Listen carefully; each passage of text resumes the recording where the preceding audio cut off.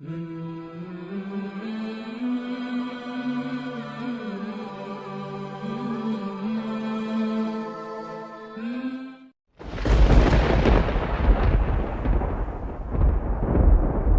الرحمن الرحیم۔ اور ہم نے قوم سمود کی طرف ان کے بھائی صالح کو یہ پیغام دے کر بھیجا کہ اللہ کی عبادت کرو، تو اسی وقت دو فریق مومن اور کافر جھگڑنے لگے۔ صالح نے کہا، میری قوم کے لوگوں، تم بھلائی سے قبل برائی کو کیوں جلدی طلب کرتے ہو؟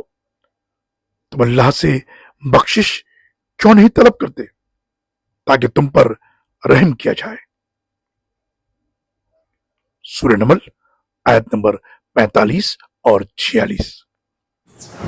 اللہ اکبر اللہ اکبر